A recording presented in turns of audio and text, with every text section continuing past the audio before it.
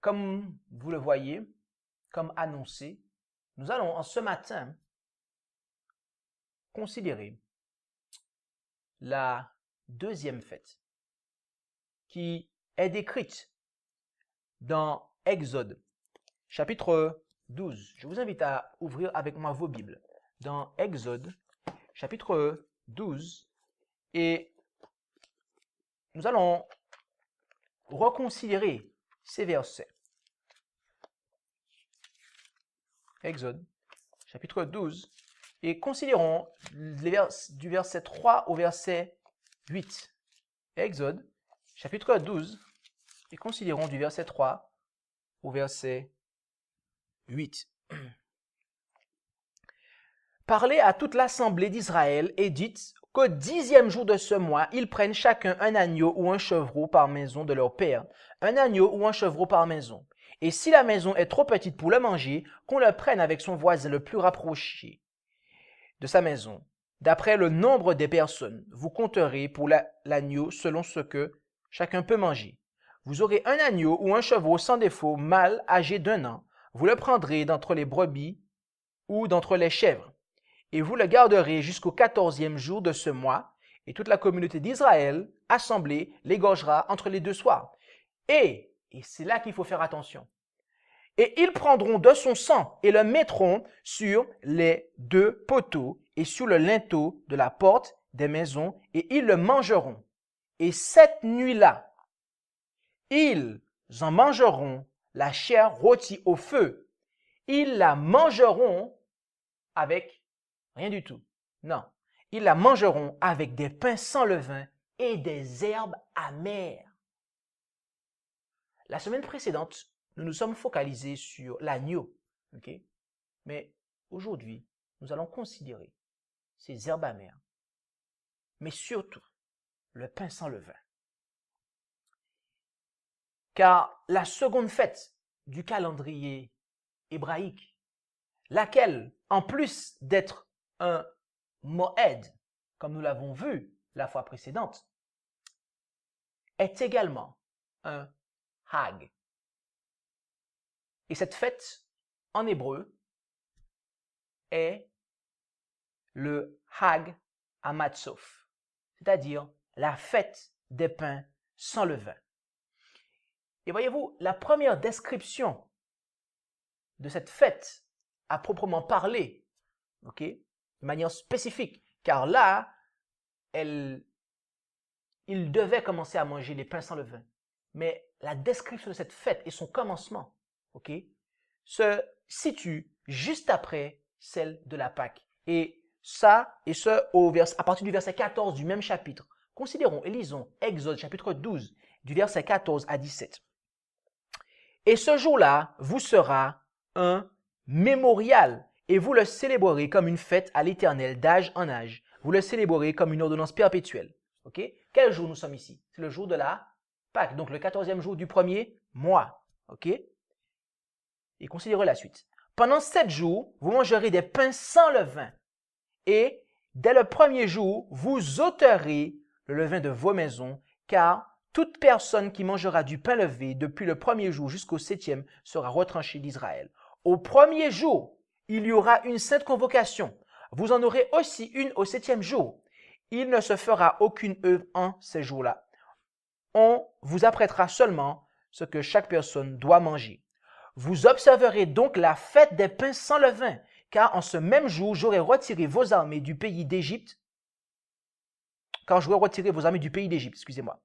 Vous observerez en ce jour-là d'âge en âge comme une ordonnance perpétuelle. Et vous pouvez également considérer, mais nous ne le ferons pas aujourd'hui, mais je vous donne les références, Exode chapitre 23, versets 14 à 15 et 15. Et également chapitre 34, versets 18 à 20. Et aussi dans Lévitique, chapitre 23, versets 6 à 8. La fête des pains sans levain devait commencer le 15e jour du premier mois, comme je l'ai dit précédemment. Et ce pour une durée de 7 jours. D'accord? Remarquez, mes amis, tout d'abord, qu'elle devait commencer le 15e jour du premier mois, soit le lendemain de la Pâque, qui, elle, était le 14e jour du premier mois. Bien qu'étant distincte de la Pâque, la fête des pains sans levain était intimement liée à celle-ci, et ce, au point d'être confondue avec la Pâque. En effet, lorsque nous lisons dans Luc chapitre 22, verset 1, rendons-nous dans l'évangile selon Luc chapitre 22 et au verset 1, Luc chapitre 22 et au verset 1, et que lisons-nous ici? Luc chapitre 22 et au verset 1, la fête des pains sans levain, appelée la Pâque, approchait. Mais, voyez-vous, Matthieu 26, verset 17, va plus loin. Considérons Matthieu 26, verset 17.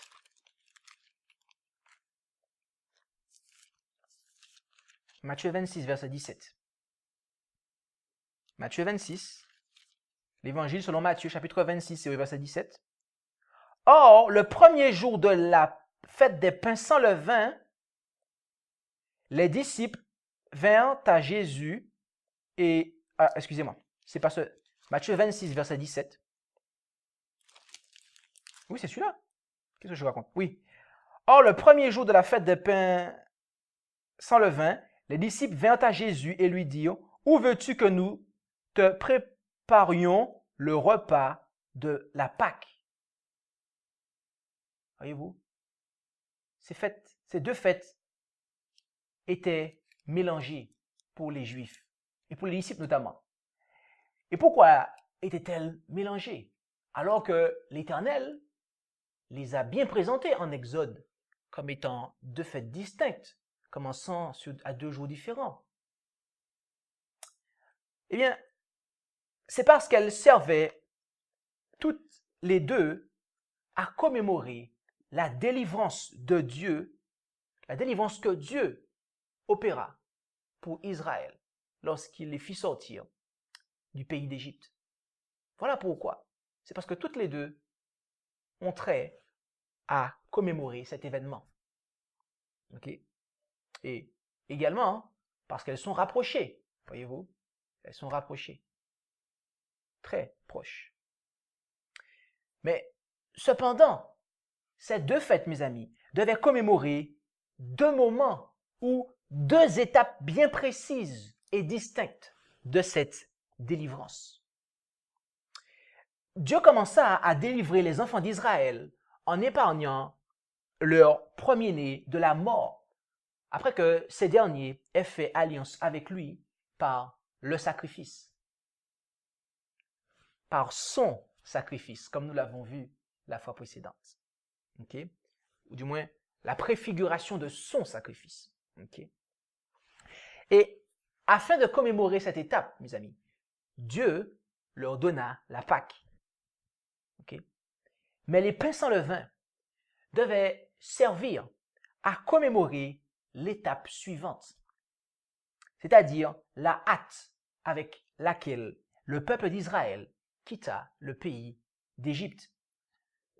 En effet, dans Exode chapitre 12 et du verset 33 au verset 39, rendons-nous dans Exode et lisons le chapitre 12 et du verset 33 au verset 39. Exode chapitre 12, verset 33 et au verset 39.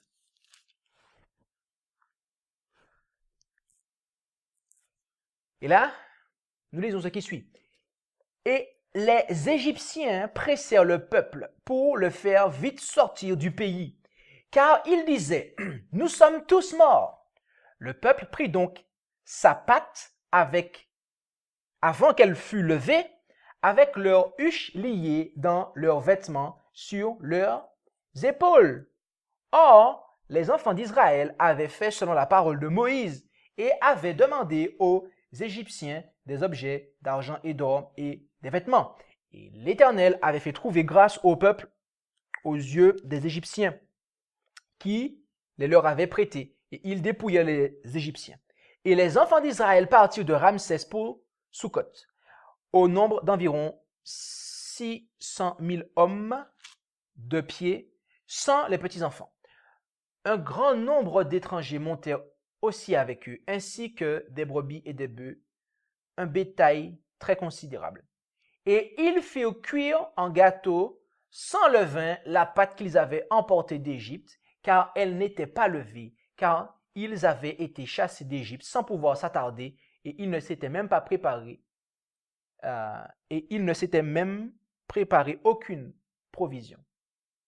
Voilà, voyez-vous, la hâte avec laquelle ils ont quitté le pays d'Égypte. Et comparons à présent ce texte-là avec Deutéronome. Deutéronome, chapitre 16, et au verset 3. Deutéronome 16, Deutéronome,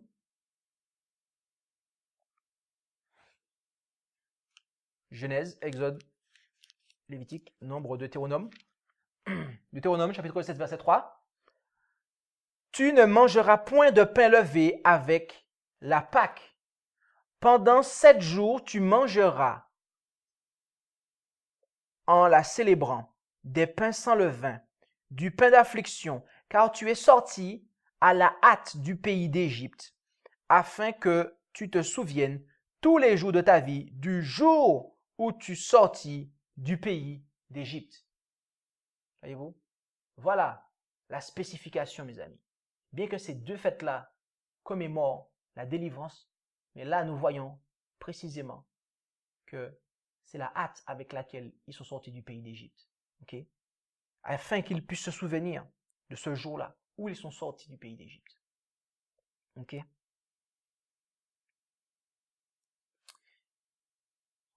Rappelons-nous maintenant que la Pâque devait être mangée avec du pain sans levain, mais également des herbes amères.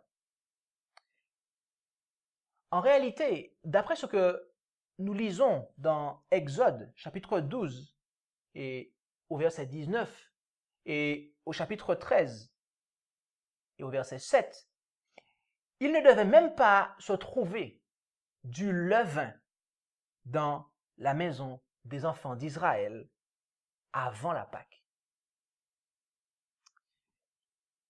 Mais avant de considérer l'accomplissement des pains sans levain en Jésus-Christ, permettez-moi de dire un mot sur les herbes amères. Nous avons la semaine dernière considéré la Pâque ainsi que son accomplissement. Et nous avons vu que Christ est notre Pâque. Okay? Et que nous devons manger sa chair. Et dans le symbole, dans la préfiguration, les enfants d'Israël devaient manger la chair avec des herbes amères, notamment.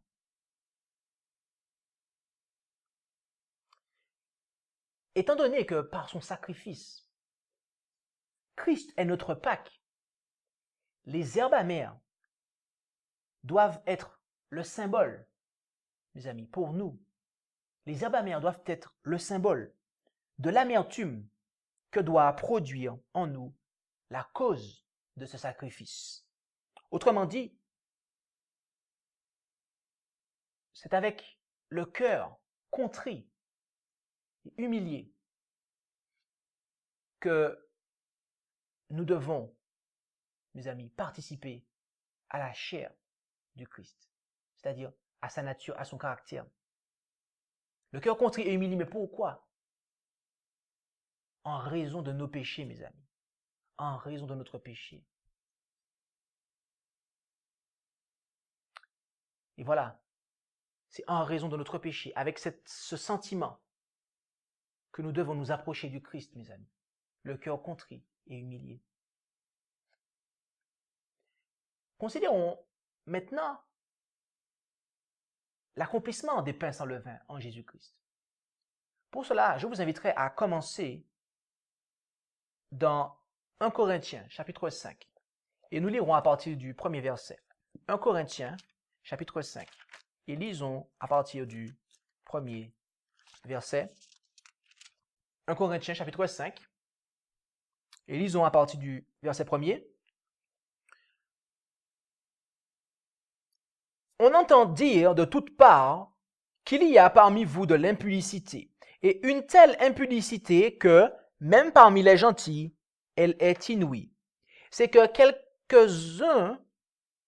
quelqu'un d'entre vous a la femme de son père, et vous êtes enflés d'orgueil, et vous n'avez pas, au contraire, été dans l'affliction, afin que celui qui a commis cette action fût retranché du milieu de vous.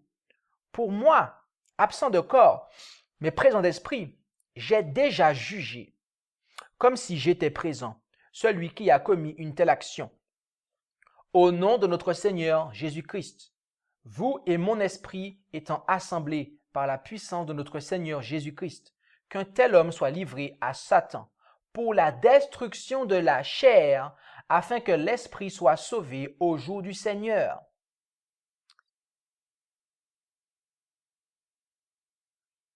Remarquez ce que l'apôtre Paul, je m'arrête ici, remarquez ce que l'apôtre Paul est en train de dire ici, mes amis. Il est en train de soulever une situation, un cas de péché. Quelqu'un dans l'église de Corinthe était avec la femme de son père. Il commettait adultère, fornication avec la femme de son père. Okay? Et les Corinthiens n'avaient pas pris une décision à cet égard.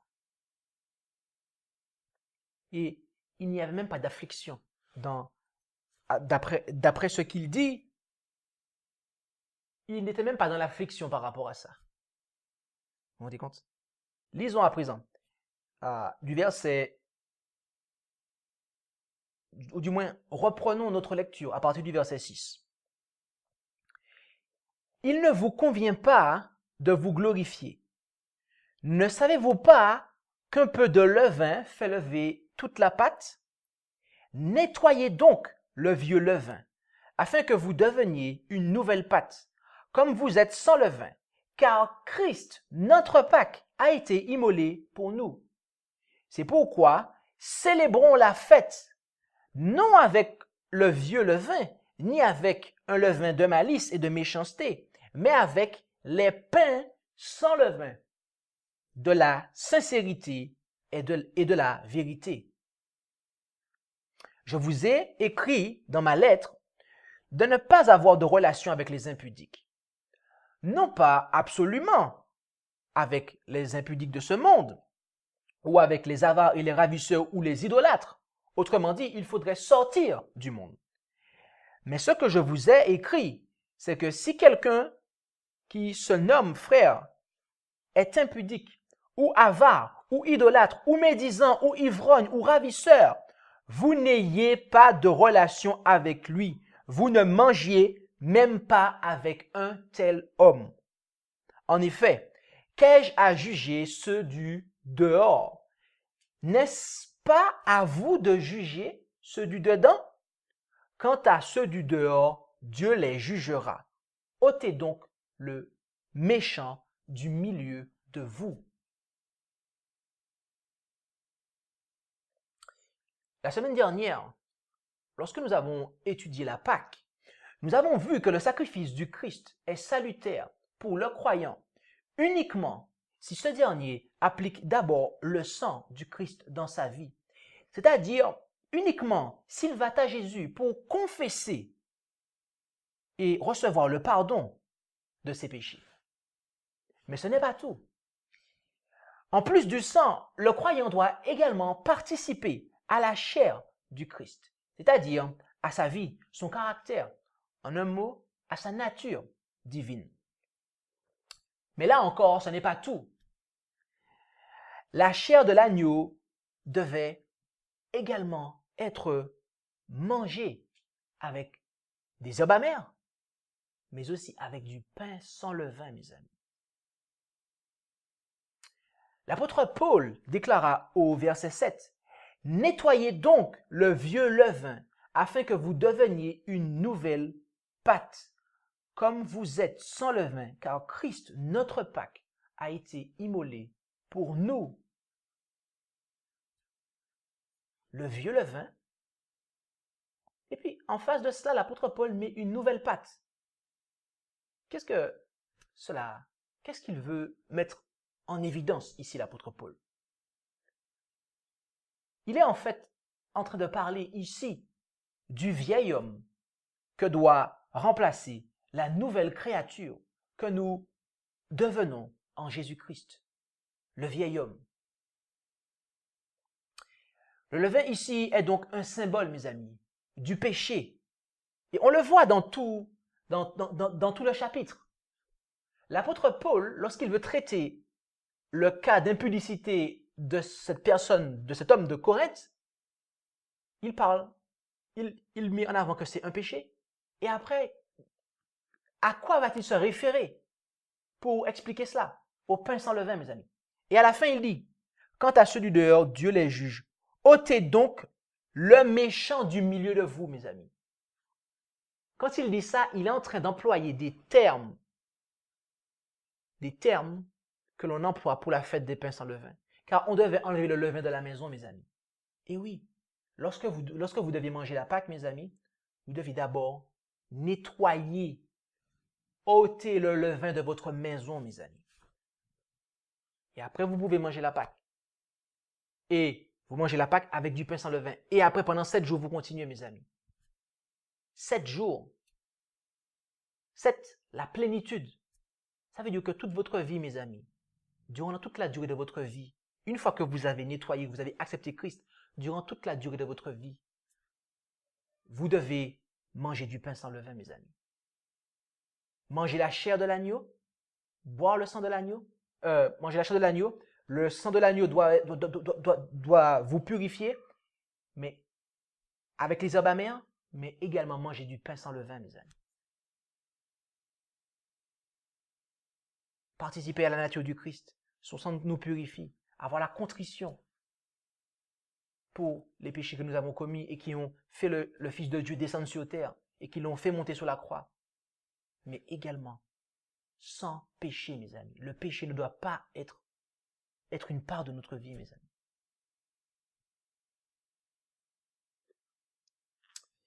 Et l'apôtre va plus loin.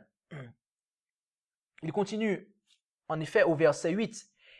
C'est pourquoi célébrons la fête, non avec le vieux levain, ni avec un levain de malice et de méchanceté, mais avec des pains sans levain de la sincérité et de la vérité. Le terme grec, à partir duquel le mot malice a été traduit, vient de kakia, qui signifie disposition hostile. Malice, une disposition hostile. C'est-à-dire qu'on est disposé à faire la guerre. Ok? Le terme grec par lequel méchanceté a été traduit vient du terme poneria, qui signifie méchanceté, mais également dépravation. Sincérité, pour celui qui a été traduit par sincérité, il vient quant à lui du terme grec elikrineria. Et ce terme, elikrineria, signifie qualité, et écoutez bien cela mes amis, qualité consistant à être honnête et direct dans son attitude et ses paroles. Absence de semblant ou de simulacre. Je reprends. C'est une qualité consistant à être honnête et direct dans son attitude et ses paroles. Une absence de semblant ou de simulacre. Voilà ce que l'on entend dans sincérité, dans eliklineria. Et vérité, dont le terme grec vient de aletheia signifie conforme à la réalité ou au fait, et souvent avec l'implication de fiabilité. Ok? Quelque chose qui est conforme à la réalité ou au fait. Voilà, mes amis. Le vieux levain, qui est de la malice et la méchanceté, nous ne devons pas avoir cela chez nous. Mais par contre, le pain sans levain, de la sincérité et de la vérité, oui, c'est ce dont nous devons avoir. Alors que nous suivons l'agneau de Dieu partout où il va. Et Jésus, quant à lui, parla également des levains qu'il ne faut pas avoir chez soi. Lorsque nous lisons dans Matthieu, chapitre 16, rendons-nous dans Matthieu, chapitre 16, et considérons le verset 6. Matthieu, chapitre 16, et le verset 6.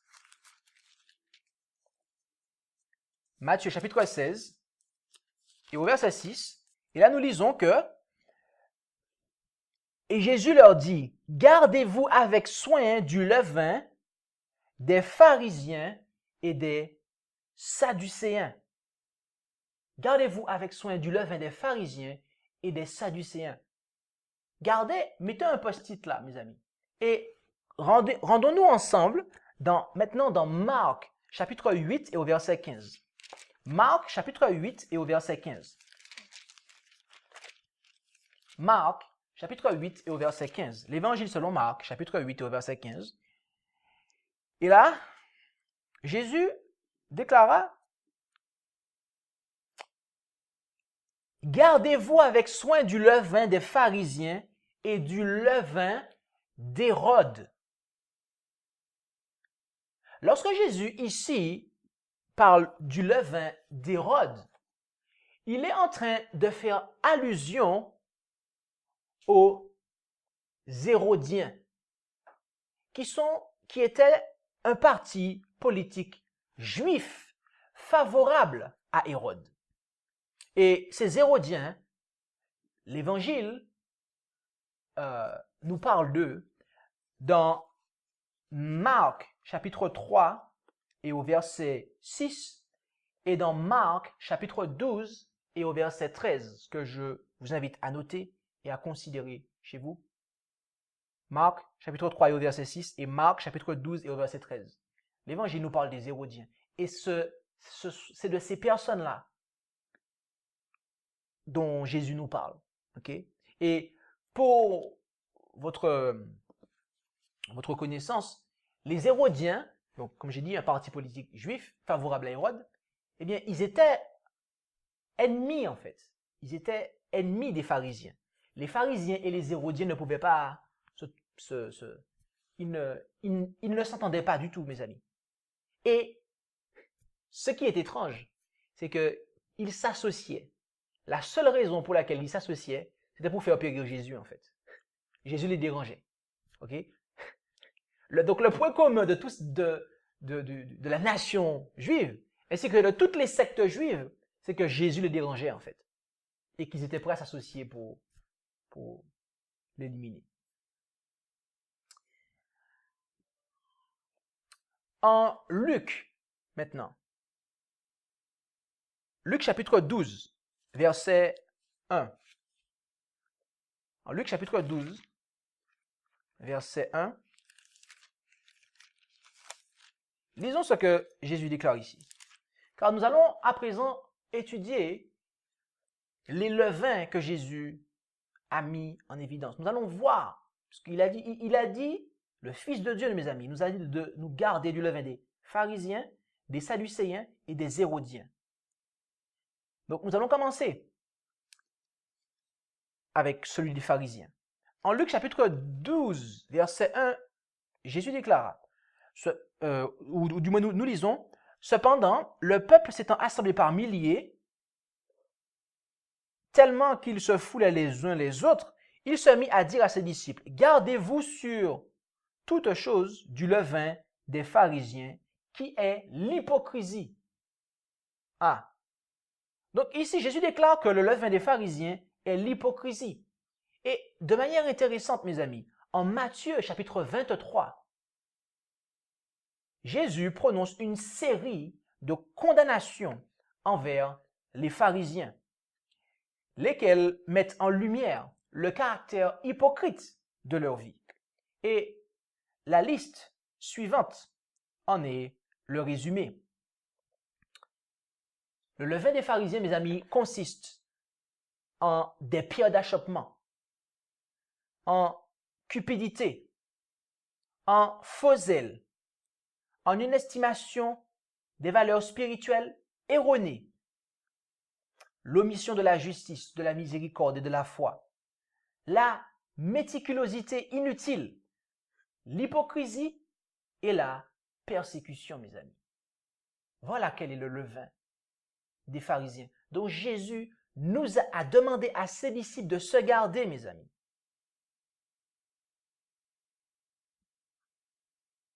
Le levain des Sadducéens, à présent. Il s'agit du scepticisme. Pourquoi le scepticisme? Parce que les Sadducéens, ce sont des personnes qui ne croyaient pas en la résurrection. Alors que dans la Bible, même dans l'Ancien Testament, cela est clairement enseigné. Donc c'est des gens qui ont le doute en fait. L'Écriture dit quelque chose, mais ils disent non, ça c'est pas... Non, c'est pas bon. Donc le scepticisme, mes amis, ainsi que le manque de connaissance à l'égard de l'Écriture et de la puissance de Dieu. Voyez-vous? Le manque de connaissance à l'égard de l'Écriture, ainsi que de la puissance de Dieu. Ça veut dire que Dieu, mes amis, il est omnipotent. Et parfois, l'homme, il dit, Dieu, ah mais non, il ne peut pas faire ça pour moi. Ah non, Dieu ne peut pas, il ne peut pas faire ça pour moi. Quand on agit ainsi, mes amis, on a le levain du Sadducéen en nous. Le levain du Sadducéen.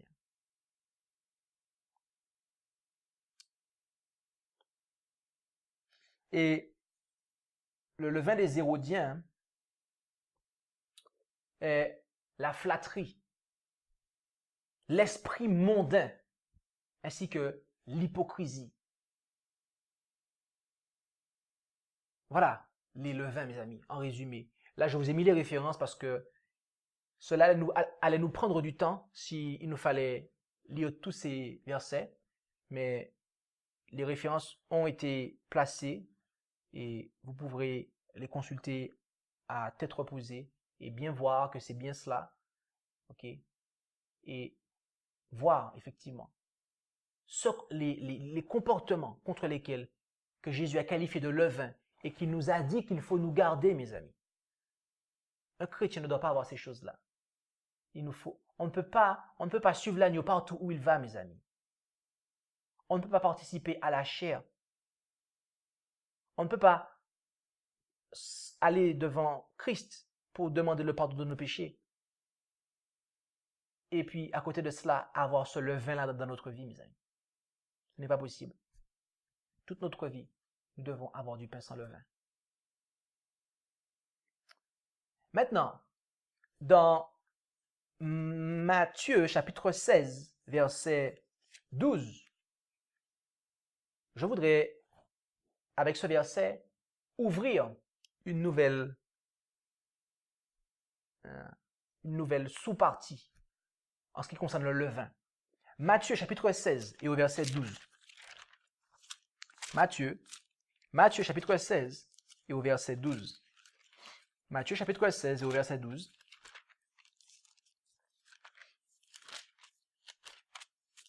Matthieu chapitre 16 et au verset 12. Et pour comprendre ce verset, je vous inviterai à lire le chapitre 6 ou à relire le chapitre 6 que nous avons lu tout à l'heure. Ok? Le chapitre 6 nous dit quoi? Et Jésus leur dit, gardez-vous avec soin du levain des pharisiens et des sadducéens. Ok? Mais maintenant, le verset 12, remarquez ce que l'Écriture nous dit. Alors, ils comprirent que ce n'était pas du levain du pain, mais de la doctrine des pharisiens et des sadducéens qui leur avaient dit de se garder. Voilà ce que, après que Jésus est intervenu, voilà ce que les disciples avaient compris, qu'il s'agissait de la doctrine des pharisiens et des sadducéens. Avant de commenter cela, je vous inviterai également à prendre avec moi Galates chapitre 5. Rendons-nous ensemble dans Galates, l'épître de Paul aux Galates et au chapitre 5. Et considérons-y le verset 9. Galates chapitre 5 et au verset 9. Et là, nous lisons que un peu de levain fait lever toute la pâte. Alors, si je lis cela, vous n'allez pas comprendre. C'est pour cela que je vous invite à lire à partir du premier verset. Et vous allez comprendre. Vous allez comprendre quelle est l'autre application du levain. Verset 1er. Tenez-vous donc ferme dans la liberté dont Christ vous a rendu libre et ne vous remettez pas de nouveau sous le joug de la servitude. Moi, Paul, je vous dis que si vous vous faites circoncire, Christ ne vous servira de rien. Et je proteste encore à tout homme qui se fait circoncire qu'il est obligé d'observer toute la loi. Vous êtes séparés de Christ. Vous tous qui vous justifiez par la loi, vous êtes déchus de la grâce. Car pour nous, nous attendons par l'Esprit l'espérance de la justice par la foi. Car en Jésus-Christ, ce qui est efficace, ce n'est ni la circoncision, ni l'incirconcision, mais la foi agissant par la charité. Vous couriez bien. Qui vous a arrêté que vous n'obéissiez plus à la vérité? Cette suggestion ne vient point de celui qui vous appelle. Un peu de levain fait lever toute la pâte. L'apôtre Paul place cette phrase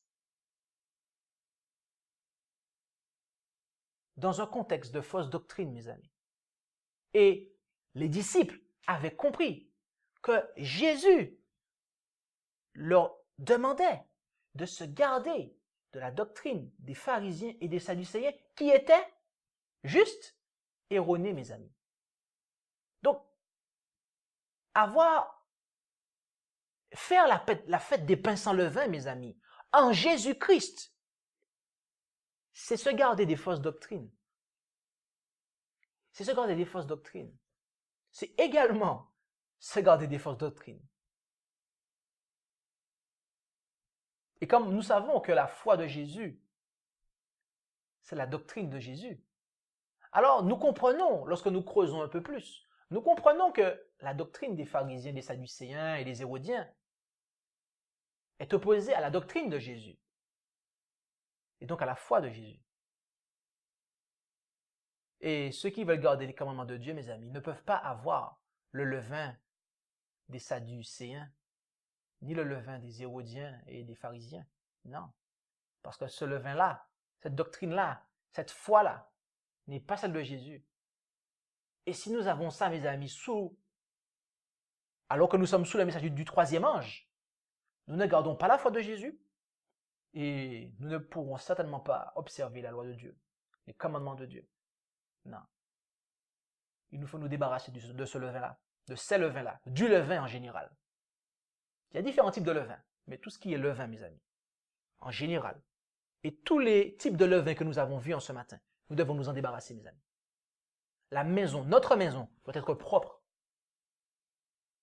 afin d'accueillir l'agneau de Dieu et que son sang puisse avoir une efficacité dans notre vie et que nous puissions participer à sa nature divine, manger sa chair, mes amis. Remarquez, Dieu, et je remercie Dieu sincèrement pour avoir donné cette image-là, mes amis. ils devaient manger la chair de l'agneau avec des herbes amères et du pain sans levain, mes amis. Il y avait trois choses. Trois choses. Et à l'extérieur, il y avait le sang de l'agneau, mes amis. Ils devaient manger trois choses. La chair de l'agneau, les herbes amères et les pains sans levain. Vous ne pouvez pas, mes amis, vous ne pouvez pas caresser le péché, avoir la contrition pour le péché et participer à la vie du Christ. Ces trois choses-là ne vont pas ensemble, mes amis. Ces trois choses-là ne vont pas ensemble. Non. Par contre, ce qui va ensemble, c'est participer à la nature, participer à la vie, au caractère, à la nature du Christ, avoir la contrition du péché et ne pas avoir le péché dans sa vie, ne pas vivre dans le péché. Mais le Corinthien qui avait la femme de son père, lui, il disait participer à la nature, il disait participer à la vie du Christ, donc il se disait chrétien, ok? Il s'était repenti de ses péchés, mais il vivait dans le péché. Donc lui, dans la réalité, en Jésus-Christ, il n'observait pas la fête des pains sans levain, puisque le péché était dans sa vie, mes amis. Vous comprenez cela?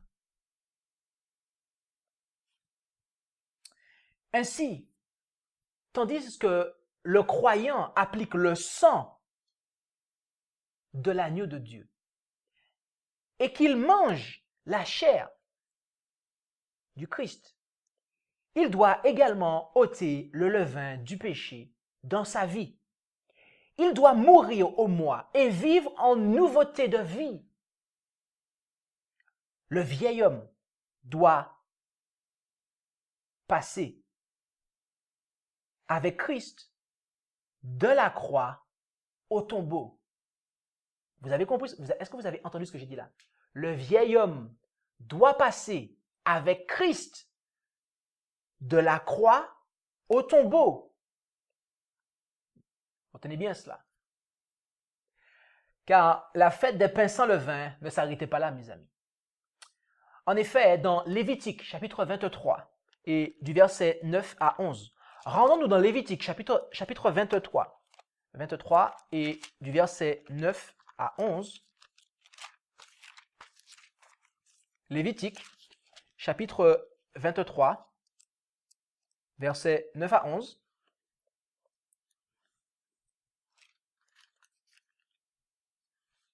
Lévitique chapitre 23, versets 9 à 11. Là nous lisons, « L'Éternel parla encore à Moïse en disant, « Parle aux enfants d'Israël et dis-leur, quand vous serez entrés au pays que je vous donne, et que vous en ferez la moisson, vous apporterez au sacrificateur une gerbe, prémisse de votre moisson, et il agitera la gerbe devant l'Éternel, afin qu'elle soit agréée pour vous. Le sacrificateur l'agitera le lendemain du sabbat. »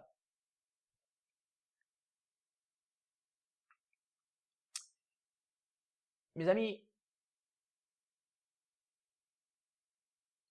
ici, nous avons la description de ce que nous appelons la présentation des prémices de la moisson. Et plus précisément, il s'agissait de la moisson de l'orge. Et cela devait prendre place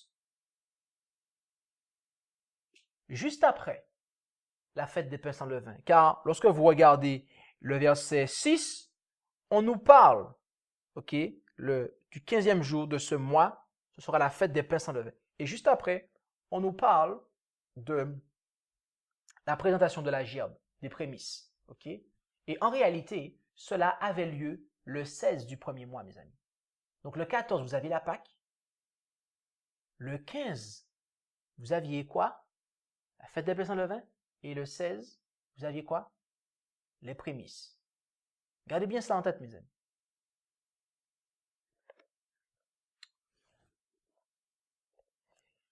Donc, voilà, voilà dans le type,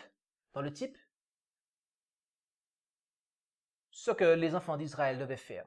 Ils devaient présenter les prémices de leur moisson. OK? Mais est-ce qu'il n'y avait que cela? Était-ce uniquement la présentation à l'Éternel des prémices de la moisson? Était-ce là l'unique sens de cette cérémonie, de ce rituel? L'apôtre Paul nous apporte la réponse dans 1 Corinthiens, chapitre 15, du verset 20 au verset 23. 1 Corinthiens, rendons-nous ensemble, mes amis, dans 1 Corinthiens, premier épître de Paul aux Corinthiens, chapitre 15, verset 20 à 23. 1 Corinthiens, chapitre 15, verset 20 à 23. Et là, nous lisons, « Mais maintenant, Christ est ressuscité, et il est devenu les prémices de ceux qui sont morts. En effet, puisque la mort est venue par un homme, la résurrection des morts est venue aussi par un homme. Car comme tous meurent en Adam, de même tous revivront en Christ. Mais chacun en son propre rang. Christ est les prémices, ou Christ les prémices, ensuite ceux qui sont de Christ à son avènement. » Ainsi, mes amis, ce rituel, c'est-à-dire la présentation de la gerbe agitée, des prémices de la moisson, ce rituel, mes amis, préfigurait la résurrection du Christ. Et donc, cela nous permet de comprendre la chose suivante, à savoir que, puisque la Pâque préfigurait la crucifixion du Christ et que la gerbe prémisse préfigurait la résurrection du Christ, donc crucifixion pour la Pâque et résurrection pour la gerbe, alors la fête des pains sans levain, mes amis, préfigurait la mort du Christ dans le tombeau. Oui, la mort du Christ dans le tombeau, car rappelez-vous que le vieux levain est notamment un symbole du vieil homme, de la chair, laquelle fut crucifiée par Christ et amenée dans le tombeau. Et c'est également cette vérité qui est véhiculée dans le rite du baptême, mes amis. Nous retrouvons également cette vérité dans le rituel du baptême. Vous voyez, tout est connecté. Tout est connecté, mes amis. Voilà ce que Dieu était en train d'apprendre aux enfants d'Israël. Je voudrais terminer cette étude en revenant sur un verset du 5e chapitre de la première épître de Paul aux Corinthiens. Rendons-nous à nouveau dans 1 Corinthiens chapitre 5 et au verset 8. Lisons le verset 8, ou du moins la première partie du verset 8. Et cela sera la conclusion de notre étude. C'est pourquoi, dit l'apôtre Paul, dans 1 Corinthiens 5, verset 8, c'est pourquoi célébrons la fête. Célébrons la fête. Célébrons la fête, mes amis. Voilà comment il faut célébrer cette fête, mes amis. L'apôtre Paul, dans ce verset, déclare « Célébrons la fête ». Que ce soit dans le français ou dans le grec, le verbe traduit par « célébrons » est au présent, il est conjugué au présent et il a la forme active. Donc c'est « célébrons ». Ou si vous préférez, continuons à célébrer. Cela montre que cette manière d'observer la fête doit être continuelle. Et voyez-vous, mes amis, il n'y a qu'en Jésus-Christ que nous pouvons célébrer continuellement la fête des pains sans levain. Les personnes qui vous prêchent la fête des pains sans levain, les fêtes juives, dont la fête des pains sans levain, et qui ne vous présentent pas la réalité de cela en Jésus-Christ, mes amis, et qui vous invitent, qui vous recommandent d'observer des dates, mes amis. Ces personnes-là, en réalité, ne comprennent pas ce que l'apôtre Paul était en train de dire. Car l'apôtre Paul dit, célébrons de manière continuelle, mes amis. Ai-je besoin d'une date? Ai-je besoin d'une date dans mon calendrier pour célébrer la fête des pains sans levain, mes amis? Non. Je n'ai pas besoin de date, mes amis. Je n'ai pas besoin de date. Car continuellement, je dois observer la fête des pains sans levain. Continuellement, la Pâque, il me faut l'observer. Continuellement, la fête des pains sans levain. Ainsi que toutes les fêtes qui vont suivre, que nous allons voir, mes amis. Nous devons continuellement les observer.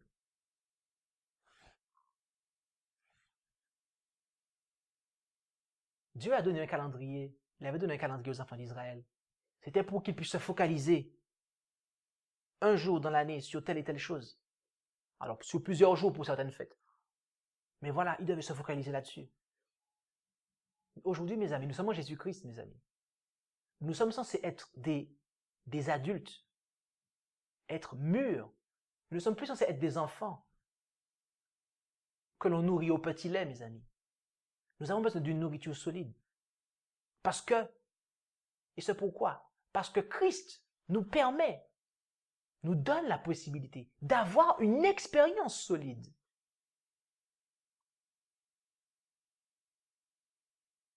Oui, mes amis. Célébrons la fête. Célébrons-la.